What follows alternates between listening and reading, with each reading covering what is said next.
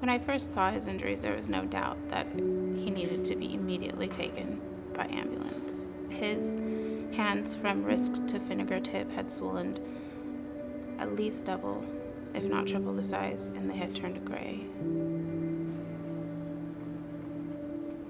When Tanner was 11 months old, he was very active for his age, much more active than any of my other children, and I have 4. He wasn't walking, but he was crawling and climbing, and had managed to sling his leg up on the fireplace, and he crawled up there and fell into the live flame. His pajamas were singed. He pushed himself up, and his brother Wyatt, who was 5 at the time, kind of heard him at that point and pulled him down and called for me. I remember they got us in the ambulance, and he told me we were going to San Joaquin, and he just had stated that they had opened a burn center and that it was the best place to take him. The tunnel vision was just so intense, and I only remember everyone from the knee down. I couldn't even look up, and I was just looking down and crying, and I heard a nurse say, "This is the surgeon, he's here to speak to you," and I just looked at his feet, and he had on Chinook sandals, and I just remember thinking, he didn't come from upstairs, he didn't come from down the hall.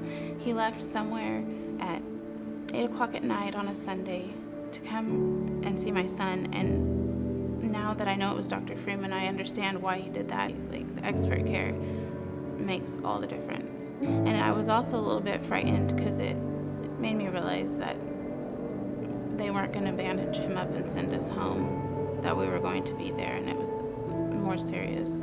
Immediately, it was a whirlwind of surgery, skin graft. He had donor skin placed on him, and 3 days later, he had his own skin placed on him. 3 weeks later, he had another skin graft. That was Thanksgiving weekend. It didn't end, and it kept going, and I don't know the exact number of how many times he's received donor skin. He's also received skin grafts from his own body. They take from his groin and from his head.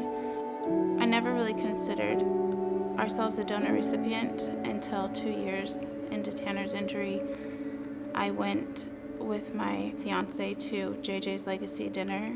JJ was his very best friend. I was sitting and I was listening, and they were talking about how the skin is our largest organ, and it is the largest amount. I was sitting there thinking, and I'd never pieced it together, that Tanner had received at the very same time that JJ had passed away, and to have such an intimate connection between me and my fiance, that his best friend, who he grieves over, could have potentially donated skin to his now stepson, who he's been raising since he was 18 months old.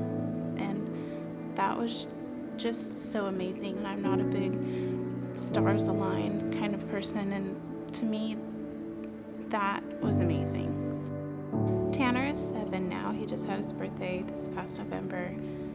He's in 1st grade. He loves to run. He loves to climb. He could potentially have been handicapped, and because of the donation of others, there's just not a handicapped thing about my son in any way, shape, or form.